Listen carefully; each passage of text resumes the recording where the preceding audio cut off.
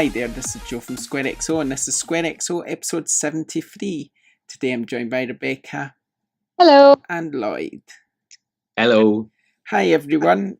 Obviously, hopefully you saw episode 72 last week. That was just me and Rebecca. And now we're back again. And it's only a week later, like it should be this time. And I've shaved. What? And Lloyd's here. So Lloyd's first podcast. Lloyd's here. For his my second debut. It's his second debut, yeah, it's a good way of putting it, I suppose, because the first one never really worked, did it? But hey, it's working now, so we can't complain too much, can we? Let's just get on with it. So don't speak too soon, mate. Yeah, and hope that it works. Okay, there's not a lot of gaming news this week, actually. I don't know if some just seems to have disappeared from my phone or what, but I swear I had more than that. I definitely had more than that. Okay, so it's went wrong already because all the gaming news I wrote down is not even in my list, but I'll read out what I've got and then I'll do the rest from memory. Video game boxes to get in-game purchase warning. Oh, I thought that was quite interesting. They're going to put that on boxes now, that there's in-game purchases. Okay. Okay. Microtransactions. Yeah, a bit what they do when you buy something in the App Store, I guess. It'll say, in-game purchases under the title, doesn't it? Yeah, I was going to say, because on phones, it's always got that little contains in-app purchase, but I think probably about 90% of them have that now. So I think it'll probably be the same for games. It'll be so common that you probably won't even really notice it by the end. But yeah. Yes, that's quite interesting. I think it's probably a good thing as well, just to warn people, oh, look, you're going to be having to pay extra here. So be warned. It's quite a good thing, isn't it? Also, Destiny 2 is coming to PlayStation Plus. It's actually live. When I wrote this news, it arrived that day. So you can actually download Destiny 2 for PlayStation Plus, which is a pretty big decent game, isn't it? Yeah. For that. So that's good stuff. Also, God of War 3 Remastered. I think that arrives tomorrow for PlayStation Plus. So that's another good one. Yeah, I think it's usually first Wednesday, isn't it? Yep, so there we go. Not bad at all. Shovel Knight's fourth and final DLC is a multiplayer brawler called Showdown. Anyone know much about Shovel Knight, Rebecca? No, I haven't played it, but I think it looks good fun. I think the multiplayer thing will probably take off quite well, because I know a lot of people do play it. Yeah, I don't know anything about it, so I can't say. Over first. Battlefield 5 got delayed by a month. That's getting it away from the Call of Duties and the Red Dead Redemptions. Battlefield 5's apparently got quite low pre-orders, so that's not really something that's probably going to go down well. And then obviously, I think, what was that guy's name again? The guy who left, the head Patrick Sutherland. Yeah, Patrick Sutherland. Yeah. I can't believe it. I remember I interviewed him once for, what was it, Need for Speed. It was a day we were at one of these press events and they held it at a racing track, and I interviewed him, and then they put it on for the press because it was Need for Speed. They'd sort of done one Lamborghini up as a police car and the other one up as a sort of bad guy, and you went in the car with the racing driver and just chased the car around the track at about 200 miles an hour. I was like, but I was filming it at the same time, so I was filming it. I was filming me going, but I was kind of like an excitement, sort of scared excitement. So I was like, yes. If you look closely on that video, you can see the exact moment Joe wet himself go around the corner. And it was really annoying because I took for the site that I've done the interview for and wrote it for. I took the video, but I took it the wrong way, so it was in sort of portrait instead of landscape. So they had the black borders, and I was really annoyed because it was a cracking video. It was funny, but oh well. He still posted it up to make it so that was good. Right, F1 2018 is top of the charts, and the physical sales for PES 2019 are actually down 42% in the UK compared to last year. So but that probably is down to less sales, I would think, and also down to the fact that digital is growing every year. So I mean, maybe it's down 20 or 30% overall, but still quite a big drop, really, isn't it? Yeah. So for the charts, it's that Champions League license, isn't it? Yeah. So the chart said it never got to number one. F1's number one. Pro Evo debuted at number 2. Grand Theft Auto 5 is actually number 3. Crash is number 4. Yakuza Kiwami 2's in at number 5. We're going to be reviewing that soon, by the way. Our review's just delayed because our review copy was a bit delayed. Mario Kart 8, number 6. Pugba, number 7. God of War 8. Monster Hunter 9 and FIFA 18 is number 10. On Sony's Firewall Zero Hour, worth mentioning, is a VR game that debuted at number 11. So there we go. That's kind of the charts. Not quite done with news yet. I'm here to mention another Battlefield bit of news. DICE has made the Battlefield 1 Premium Pass free after Battlefield 5 open beta ends. So once the open beta ends for Battlefield 5, they're going to make the Premium Pass for Battlefield 1 free. And one more bit of news I wanted to mention that I did write down, but it's decided that it's not going to appear. Either that or I got distracted and then I never wrote it down, and I'm just blaming the tools. And it was my fault because I was too busy messing about with the website today. We transferred the website server and the emails stopped working and the website stopped working, but it's all hopefully, fingers crossed, fixed now. It works for me at least.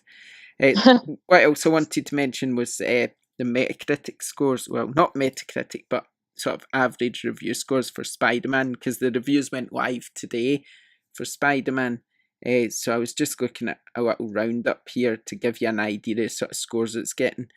Eurogamer recommended, IGN 8.7, GameSpot 9, Video Gamer 8, Destructor 9, Game Informer 9.5, God's Geek 9.5, PlayStation Lifestyle 9. It's kind of averaging about 9s, I think. There you go. So obviously people like it.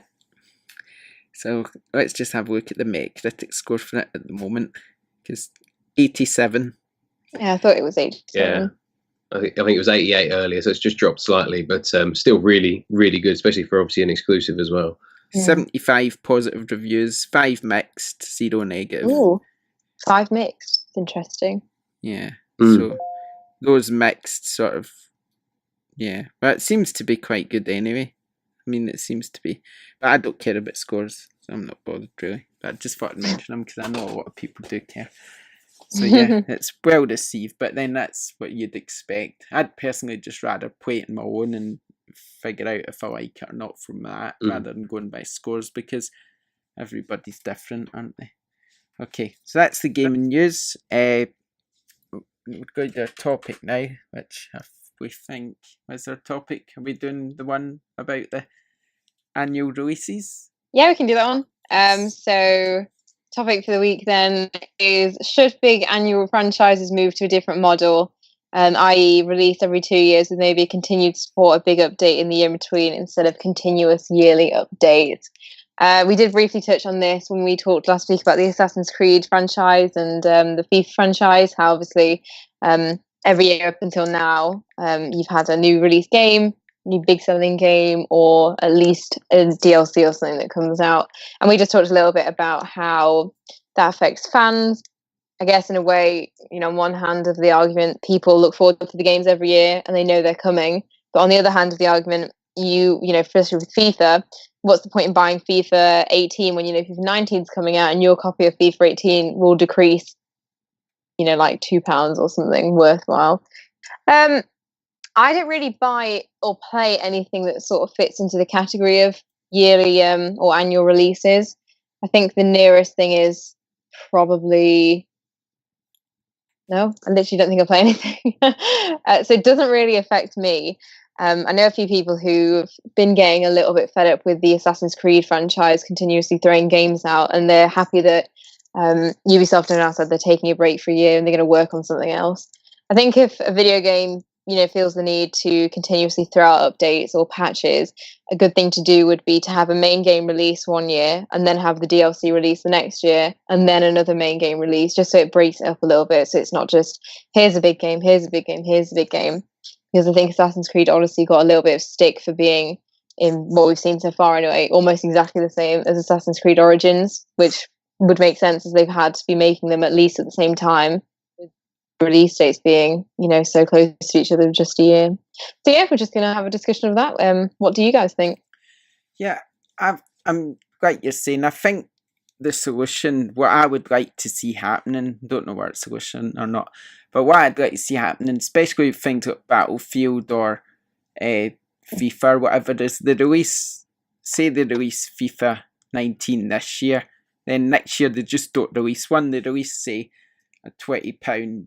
I mean, even if they charge for it, like a £20 mega update or something that you buy, and it sort of upgrades the game and adds in new game mechanics up.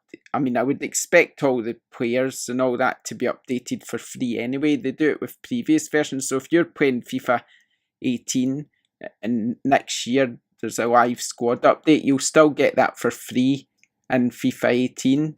So that always happens anyway. So I'd expect the squads and stuff to be keep updated for free. But maybe if they wanted to add new features in, like whatever their features of the year are, they could add them in this £20 patch, and then it saves you having to buy the game every year. They could do exactly the same for Battlefield, or just release big new game modes for it and stuff, and maybe visual upgrades or whatever in a big patch. Because look how big patches are. I mean, they're crazy. So I'm sure they can fit them into a mega update and just kind of keep the game fresh in between the years it doesn't release. Do you not think that would be better? With sports games, it's a little bit different because obviously you've got the updated stats and that. So I don't think it's an awful idea to think that you'd have like an intermediate sort of step, like an upgrade pack, like Joe said, maybe like a roster update, maybe update some faces in the game and that, because they're always scanning more and more players into FIFA and that kind of thing. I think with things like Assassin's Creed, it's slightly different because I feel like the reason they took that year off before Origins was because sales of Syndicate were down after Unity. I think Origins sold so well, and they obviously had that sort of the Odyssey was obviously in development at the same sort of time. People are going to buy it, and I think that's the other thing is when you look at it, you could say, okay, FIFA 18's out, but I'll probably skip FIFA 19 because they don't change that much, and then I'll get FIFA 20.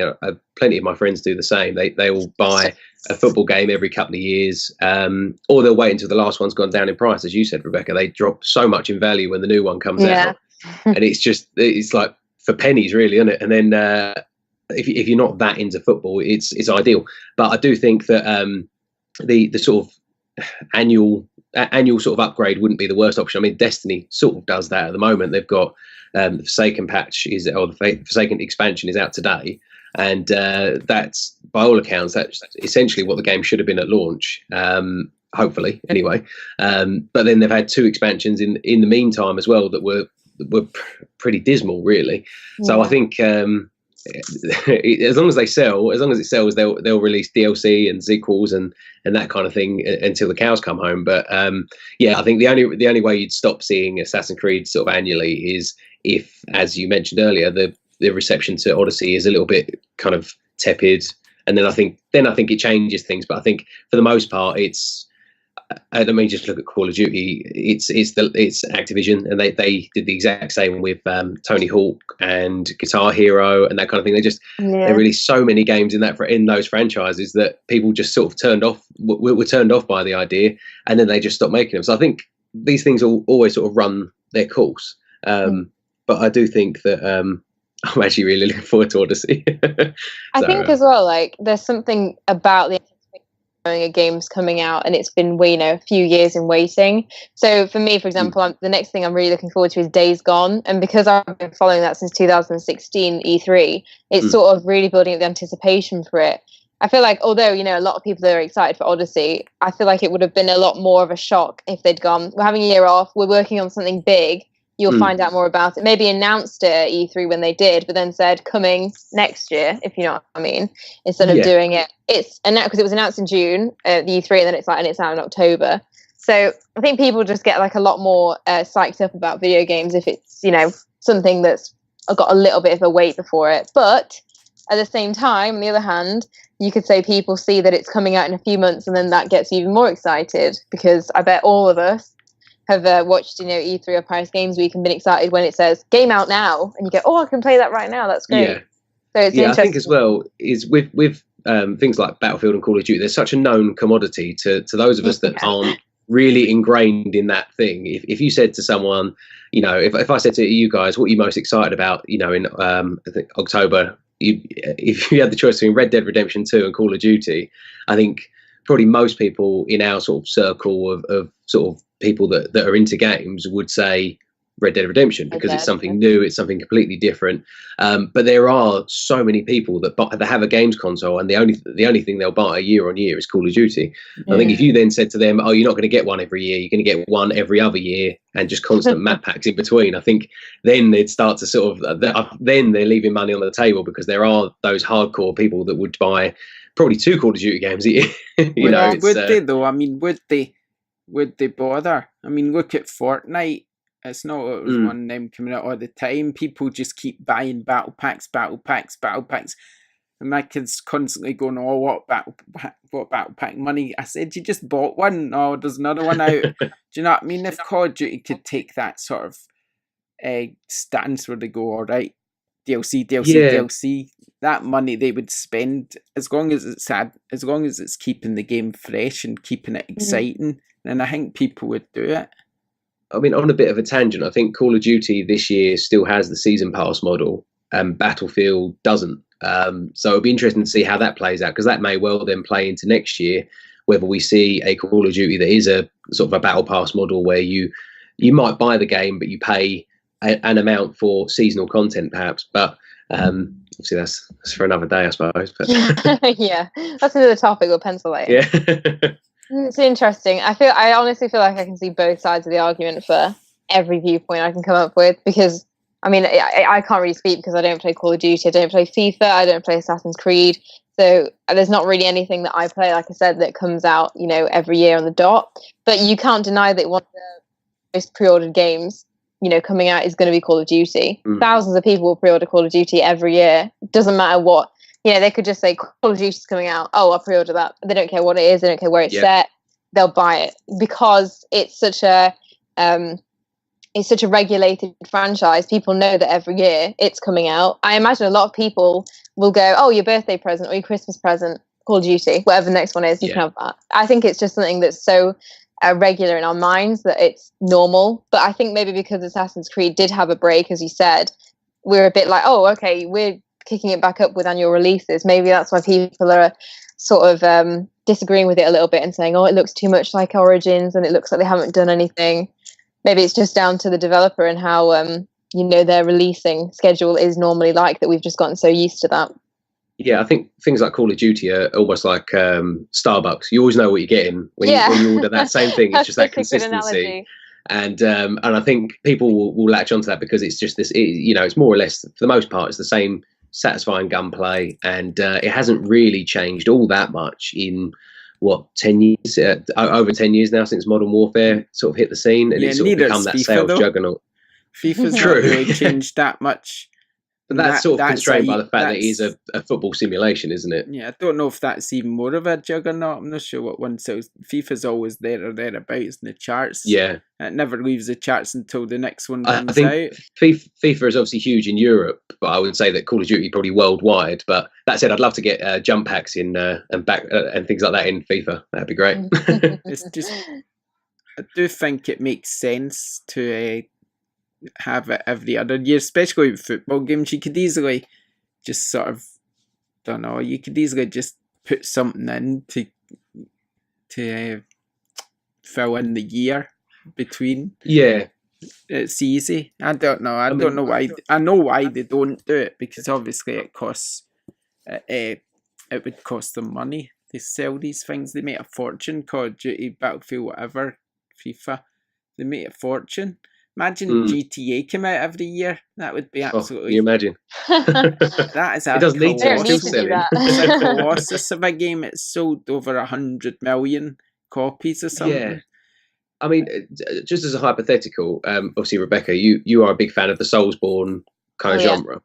If you were getting a new Soulsborne game, say Bloodborne became annualized, and you were getting a Bloodborne game every year, they were of a consistent quality, maybe not quite as good as Bloodborne, but in that realm, would you buy it? Yeah, of course I would. Yeah, I there would. you go. I would straight away, immediately. I mean, yeah, as long as it was a case of like it's the the same quality every year, and like you said, maybe it can't amass to what Bloodborne, what the quality of that is, but as long as it's not drivel, yeah, I would every year. I would buy it every year, undeniably. And that's the thing. I'd be the same if we were getting like a Halo every year or a Splinter Cell every year. I'd be first at the front of the queue for that.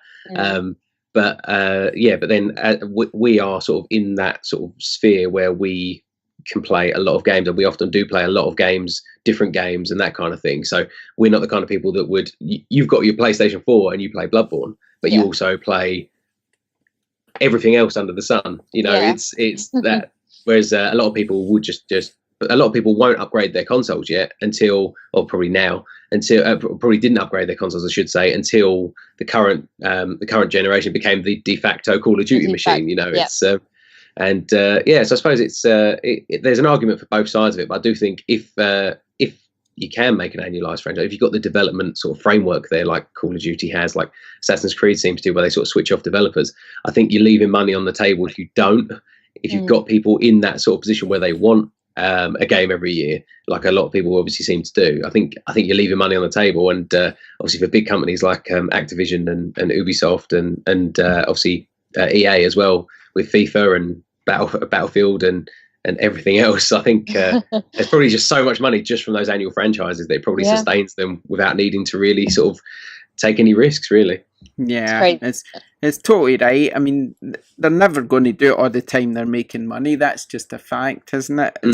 It's as long as people keep buying it, then they're going to keep selling it. And the same can be said about DLC or whatever. Anything you don't really like about the games industry, if you're buying it, then stop buying it.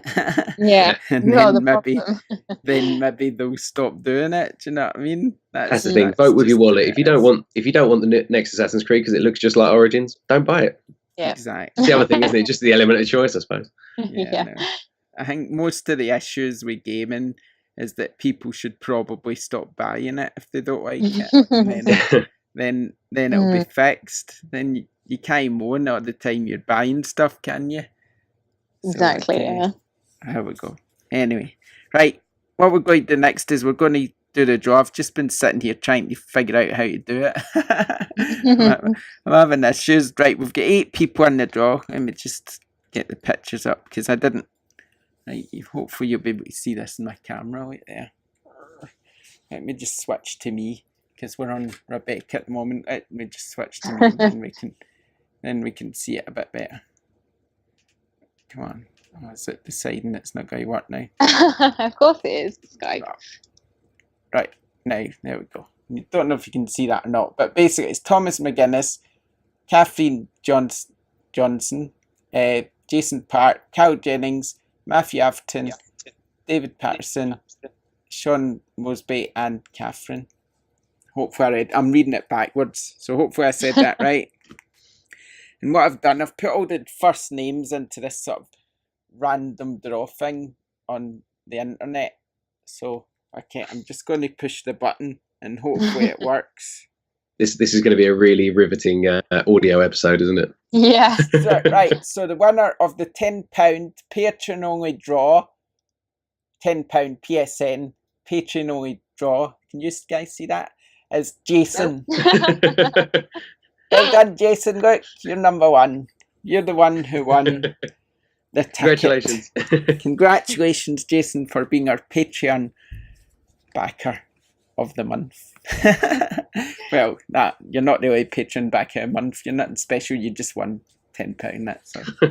Oh, damn. Yeah, it's special. They're all special, of course. They're all special. Okay, thank you. Right. I forgot to say at the end about all that Patreon stuff. I forgot to say at the beginning. I'll say it at the end. So don't worry, you're not getting away from it. Okay, yeah. So congratulations. Remember, if you back us on Patreon, you can enter the draw, and then you'll have a chance of winning £10 PSN credit a month. So Jason, we'll get that to you as soon as possible. Okay, we do have a little extra episode coming up later for our Patreons as well. So if you back us, you'll get that as well. But for now, we're just going to move on again. Right, what was that? 40-something, because we're always talking about the upcoming releases and stuff. And we always seem to go weeks and weeks ahead. And so I was thinking to myself, no, let's just make a game out of this. Oh God! And just go by the games that are coming out basically this week, rather than, because honestly, and I can include the digital games in this, and there's probably about 20 games coming out when you include the digital games. And our little game, when I mention what the game is, you need to give it a Metacritic score. Okay. Then what do they score out of 100? Yeah. They score at 100, right? So, and what we'll do is, I don't know how we're going to figure out who was right and who wasn't, but maybe the listeners can tell us if we were right or not, how close we got. I don't know. So, right, one of the first games out next week, or this week now, sorry, is Shayuba Scramble. A kidnapping in Shayuba brings together a detective, a journalist, a former gang leader, a big pharma researcher, and a part-time stuck in a cat costume for a series of unexpected events. Can they or the city itself make it through the day? That is quite the write-up, isn't it? No offence, developer, but that just sounds terrible. Shall I take the first one on this one then? Yeah, go for it. I'm going to go with 62. Okay. 62 for. So this is having no idea. This game could be. Yeah, no, I've never heard of it. Could be I've amazing. absolutely no clue. Okay, we'll just leave it at that. We can take a turn each because there's so many games. We don't need to say one. problem. Right, this one's yours then, Rebecca. Apocalypse Rider. This is a PSVR game. Apocalypse Rider is a VR arcade motorcycle game where you must prevail the high-speed wasteland roads, avoiding hostile traffic and keep surviving, speeding and riding. Okay. That's another one I've not heard of at all. I think I'll say 71 for that. It's pretty high. Don't say that. I'm too optimistic for this game. Okay, Arcade Islands Volume 1. Collect treasures as you master 33 games on 6 exotic islands in your quest to be crowned ruler of the islands. Play solo or with friends via local co-op and competitive gameplay. I'm going to go for a 5. There we go. 50. A 5? 5 out of 100. Yeah. But Joe, 50. you can be the ruler of the island. 50. Oh. 6 islands. That's what I mean. 50. 50. I was going by our score there. 50. Destiny 2 Forsaken. The reef has fallen to lawlessness, and now the most wanted criminals in the galaxy have organised a jailbreak at the Prison of Elders. You and Syad 6 have been sent in to bring law and order back to embattled facility, but things do not go to plan. Destiny 2 Forsaken. This might have a Metacritic already, I'm not sure. That's Cade 6, Joe. Just for future reference, it's Cade 6, not Syad 6. It's just I know there'll be so many people mad about that. I just want to help you out. It's good at them. Right, go. I'm going to go for an 84. 84. Very I've generous. got a good feeling. Oh, this next game we've actually reviewed on the site today. Oh. So it's called Dimension Drive. Oh God, the intense space shoot 'em up challenges you to fight across 2 battlefields on one split screen. Master advanced techniques like the drift drive to dodge bullets and a flash, or even flip into reverse drive to hit enemies when they least expect it. I'll say 65. I can't remember. I don't like this. They're like no. Can't remember what score we gave that one. Dragon Quest XI Echoes of an Elusive Age. Dragon Quest XI Echoes of an Elusive Age follows the perilous journey of a hunted hero who must uncover the mystery of his fate with the help of charismatic companions. I'm going to go for 90. Yeah. 90 for That Dragon write-up Quest. could literally be any JRPG. Yeah. It's so vague. But yeah, I think you're probably right on that one, Joe. I think Dragon Quest 11 would be a good one. Full Blast. With an art style inspired by the 80s and 90s, Full Blast is a vertical scrolling shooter that will bring a dose of nostalgia to all gamers who spend many an hour at their local arcade, engaging in shmups or something like that. Shmups. It looks like. Yeah, shmup. I'm going to go with a 55. 55. We should write these down. Yeah, because now we're going to... Oh, this game we will be reviewing because they've been telling me about it. They've been telling me we're getting a code for this soon. Immortal Unchained. Unleashed and unforgiven, can you rise to the challenge?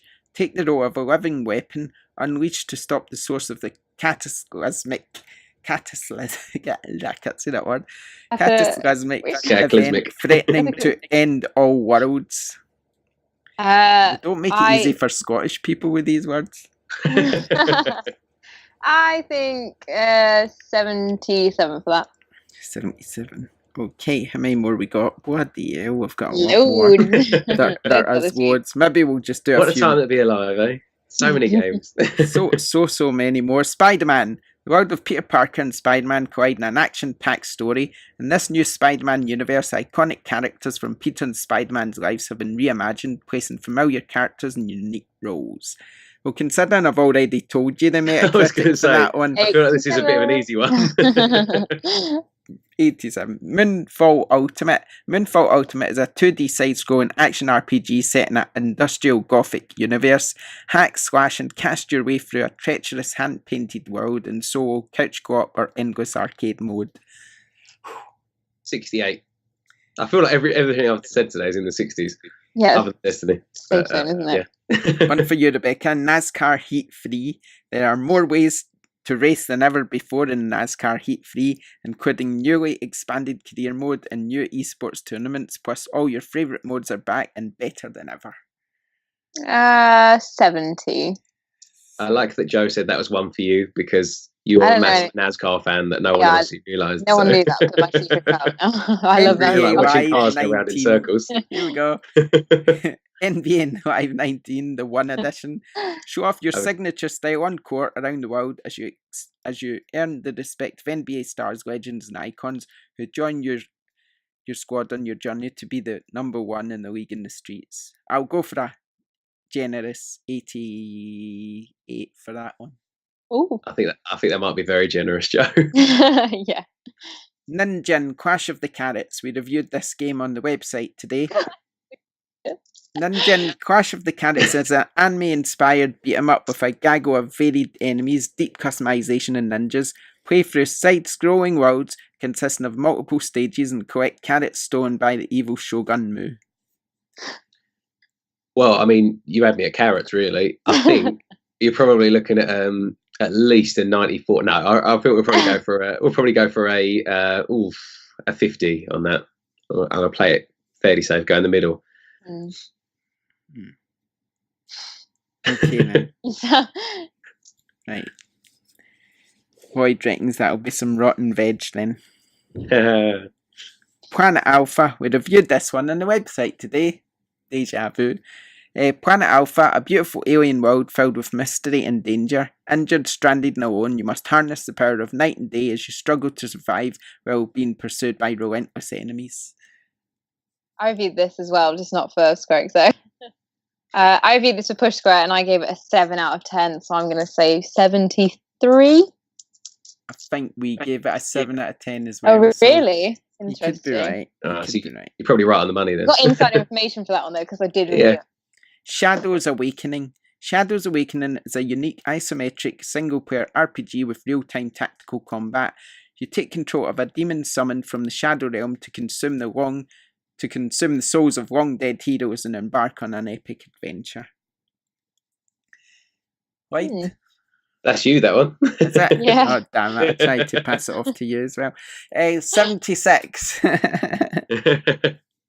Siggy, a fart for What? What? Siggy, a fart for Melusina? Is that Melusina? You know, I'm going for a 90. It's got the word fart in the title. Join Siggy as he runs, jumps, and battles in a flatulent quest to save Melusina, the love of his life. Take down hordes of goofy enemies and crazy bosses and make your way to the top of Mount Stingcup. Oh man! I'm sorry, that's got to be a 90. If you can't see my face, podcast listeners, then you don't want to. Can we get a code for that? Right. Okay. Yeah, I think I'll go for a 45 on that. What were we saying about what was that thing we were talking about last week? Shovelware? Yeah, that's it. Shovelware. Oh yeah. Don't forget, every game is someone's favourite game. Yeah. Yeah, the developers probably. SNK Heroines Tag Team Frenzy. We're reviewing this one on the website too. Grab a friend and enter the SNK Dream Match in this frantic fighting party game featuring SNK's iconic heroines in the brand new 2 vs 2 fighting game. 65. I don't really. Games. I feel like a really bad journalist right now. Okay, last one, Zone of the Enders. I never realised this was a VR game. Yeah, it is. Yeah, I reviewed it, but I couldn't review the VR section because I don't have a VR. So, but okay. I just reviewed it as best I could based on the site soon. Then Zone of the Enders, Yeah. the second runner, Mars remastered, Mars with an upside down A, and full 4K and full VR. Enter orbital frame J huts, yeah, Jetty. and fly through Martian skies. And that's it. That's them all. What score are we giving that one? Is that me? Yeah. I feel like, I was going to say, I feel like I can't actually say because I could say, reviewed it. well, considering it's a game I probably wouldn't like, I could say 220, but no, I'm not going to say that. I'll say, I'm being generous here, 67. Okay. Yeah, I could see it being probably around that. I was a bit more positive on it, but but I've not played it. Yeah, I was quite positive on it, and then I realised that it's only 25 quid as well. So. Okay, there we go. That's a much more fun way of reading out the new releases, I reckon, rather than just going through a list. We'd add some tally it up for fun next to week, it. Yeah. That's the listener's job to tell us how close we were. We won't bother looking. That's our guess. Next week, we'll come back with some more. Okay, what have we been playing? Before we go on what we've been playing, actually, out of all those games that I've just listed there, is there any that you're looking forward to, or that you're... The only one would have been Planet Alpha, but I already played that, so... I'm not bothered about Spider-Man at all. I don't know why. It's not fuss. Yeah, I'm so excited for Spider-Man. I'm very excited. The one of the quotes I read was that it's at last Marvel's got something that it's DC. Yeah, it's Marvel's Arkham. It's Marvel's Arkham. Yeah.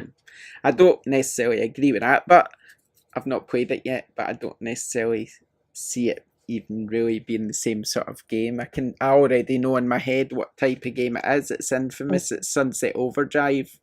It's sort of, that's what it's going to be, I reckon. Yeah, that and Zone of the Enders were my two for this week, and the Destiny expansion, which I will be jumping into when we're finished here.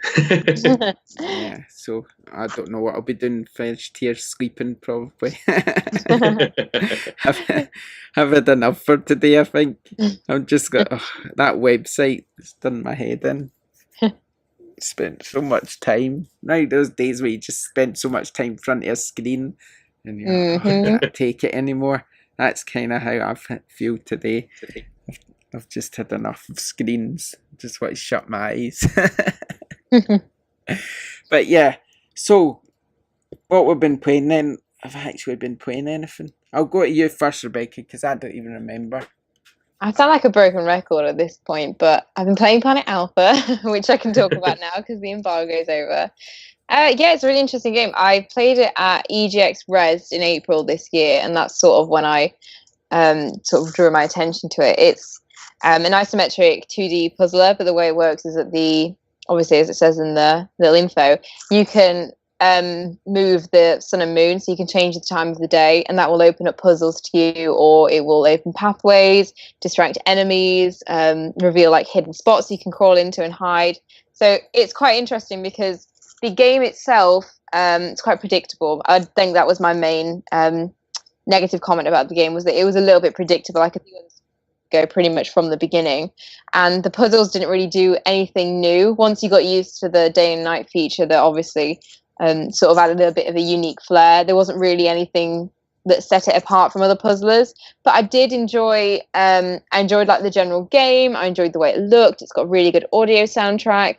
So yeah, it's a good game, and Team 17 as well, so you know, they know what they're doing. They've made a very good game there. It's just the predictability for me was a bit too predictable, and especially because it's 8 chapters long, kind of gets to a point where you're like, okay, I know where it's going now. Can we wrap it up, or can we at least throw some twists in, or something that is going to shock me? Because you know, when you have an idea in your head, the nicest thing in the world is for that idea to be completely like tarnished, and then have a different idea or a different twist put in place.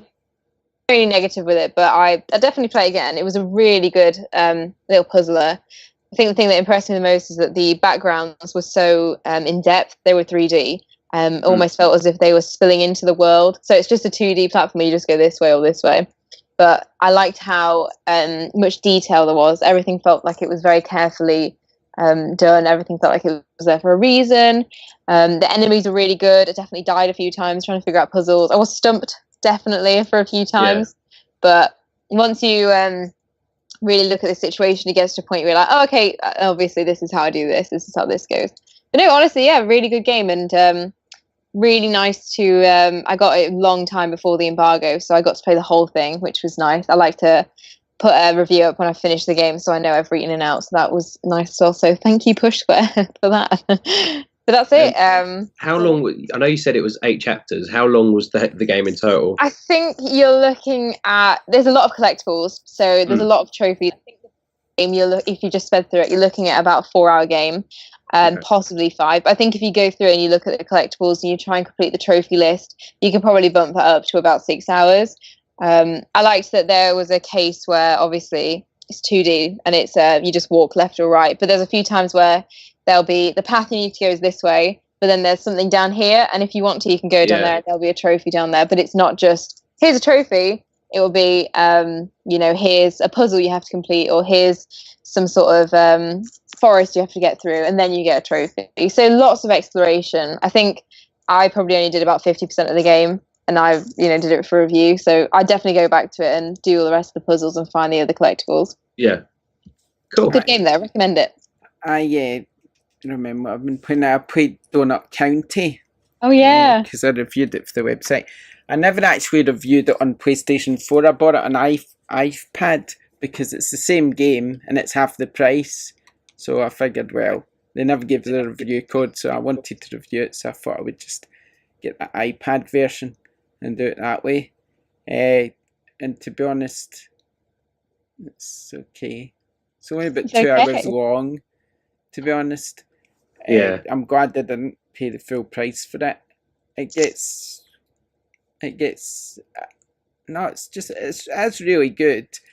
I mean, it's quite unique, and the art style's nice. The story's a bit hit and miss, but it's quite clever the way you start as a wee tiny small hole, and then you start to swallow things up, and then it just grow bigger and bigger, and you can just until eventually you just swallow up the whole scene and everything's gone, and then that's you kind of won that level. But it's quite clever sometimes how you need to try and swallow something, but you need to solve a puzzle to be able to do it. For instance, like in one bit, the hole was just a little bit big, and I've got a carrot, and the carrot gets stuck in the hole. So I moved the carrot over towards this rabbit who jumped down, ate a bit out of it, and then I kind of moved over, and then the other rabbit sort of came over and ate a bit until the carrot fell down, which made it a little bit bigger, and then it let you swallow up some of the other stuff as well. And sounds almost like an inverted sort of Katamari, where you have to sort of roll everything together, but now you're just trying to bury everything. Sort of. It is kind of like that. So it's quite good. It's probably worth playing just for the experience, how unique it is, because it's quite a nice little game. But it's a shame it kind of, just as it gets going, it ends. Mm. I think that's the best way of putting it. No, our thing I've been playing is PES 2019. I played a bit of that because I'm playing the Master League and I like playing as Rangers. We all our kits and our proper players. I'm not half with Rangers because they lost to Celtic though, so I don't want to talk about that too much. Yeah, and that's it. That's what I've been playing. Really. I did obviously played Zone of the Enders, Second Runner, PS4 remaster, Mars edition, or whatever it's called, for review. So that's going up on the site hopefully tonight once Joe's happy with it. he's going to have to look at the screen a little bit more. Sorry, mate. And then I've been playing PES as well, actually. So it's the first Pro Evo I've played since maybe Pro Evo 5, back on the sort of PS2, I think. And I'm enjoying it, actually. Yeah, the lack of licenses is a bit of a killer, but yeah, it's got the SPL. Yeah, but I don't care about the SPL. But my team's licensed, so Arsenal's in there, which is good. But actually, on the pitch, it plays really well, and I'm really enjoying it on the pitch. But just off the pitch, the menus are just an absolute mess, and playing online, trying to get that going earlier was a mess as well. And then obviously Destiny tonight. So, and that'll probably be me up until Friday with Spider-Man. So no, what I hate about PES when you're trying to change your team in the menu, and it kind of feels like you need a mouse. Yeah, it's that real sort of like slow cursor sort of motion, isn't it? And it's like, oh my goodness. And then you don't even know if you've selected the right player or not because it's not really clear. It's just like, fix the menus. Yeah, they are really, really poor. And I reviewed it for another outlet, and that was pretty much the crux of my issue. The crux of my review was, on the field it's great, but everything off it just seems to be an absolute mess. And I feel like if they were to shore that up a bit, it's really inexcusable in this day and age, really, when you see the menu design and UI design nowadays in most games. So I've been playing that a bit anyway, and but I've been having a lot of fun with it. But I think it will probably tide me over till FIFA. Do you think it's because it's sort of a Japanese developer? Because I've noticed that with Konami, a lot of their games, their menus are a bit weird. Because the Metal Gear menus are pretty bad as well in Phantom Pain. I've not played Survive, but in Phantom Pain, and it's not great. And then also I find that when they use the Fox engine, the players just look really slightly shiny. I don't know if you noticed that, Joe. When I was playing it, I was thinking like everyone looks like they've just been coated in wax, which is just it must be something they're doing over there. But other than that, I think it looks really good as well. And the stadiums that are in the game, like the Emirates and I assume whatever your stadium's called. Ibrox. I know it's called. Yet. It's not there yet. I can't just wait till that's there. Oh, I can't wait to see it, but it's not there yet. They do look great, but so I think it'll tide me over till FIFA comes out, and then I'll probably move back to FIFA. Okay, right. We've done our draw. We've talked about news, what we've been played the what's coming out game. I wanted to say well done to the winner of SquareXO August. Let me just remember who it was. Does anybody remember who it was? Rebecca's got a better memory than me. Yeah. Rude Cold Sean on Twitter. Thank you. Yeah, so well done. God, I just forgot the Twitter ID. I remember the shot though. It was like a No Man's Sky, wasn't it? Yeah, No Man's Sky's made a comeback in the SquareXO photo competition. Now, thanks for the update. You get some really nice screenshots for that. But we've got a really cool prize for you. I mean, you're going to win the Crash Bandicoot key rings. Can also possibly send you a SquareXO badge, hopefully, if I've got any lying around. Dan's got them all, but hopefully I've got one lying around I can send you. And something really cool, which is a bit of a surprise. I want to see what it looks like before I. It's actually Joe in a box. Yeah. He just sits up on your front doorstep. It's not that, but if it looks as cool as I think it's going to look, then yeah, it's going to be pretty nice prize. So yeah, and everyone will get one every month. So if it comes out the way I want it to, then yeah, you're going to like it, trust me. We'll have loads of people wanting to enter when they see how cool this is. The big tease. So that's Yeah. exciting. That's exciting, that is. Okay, so yeah, that's that, I think. I don't know if we missed anything, Rebecca? Rebecca's the organised one, aren't we? Don't think so. No, I think we've covered it all. Right, okay, that's good then. Okay, before we go then, don't forget to check out the website, squarexo.co.uk. There's loads, I think there's got 3 reviews been published today alone, and there might be a 4th as well, if Lloyd's getting to do with it. Also, follow us on twitter.com/squarexo. I'll start that again. Follow us at twitter.com/square_xo. And also, if you back us on patreon.com/squarexo, you'll get all the cool benefits you've seen in today's episode, such as the £10 PSN credit draw, the Patreon only SquareXO extra episode, and also there's plenty of other benefits too, like the ability to get a mug, which is above my head, you can't see it actually. But there's a mug, there's badges, there's t-shirts, there's discount code for Monster Shop and insert coin tees. So yeah, there's loads of cool stuff. So if you back us, that would be lovely. Thank you very much. And thank you to those who do. We're on Podbean, we're on iTunes, we're on Spotify. And don't forget, we're also on youtube.com/JohansonWater. If you would like to leave us a nice review or like, subscribe, anything positive like that, then it helps people find the podcast because of the way YouTube works and all these other things work. If you say something nice or leave nice reviews or like, subscribe, then it helps more people find us. So the more people find us, hopefully the more backers we'll get, and hopefully the better prizes we can give away, and the more shows we can do, and more content we can bring you, and blah, blah, blah, blah, blah, blah, blah, and stuff like that.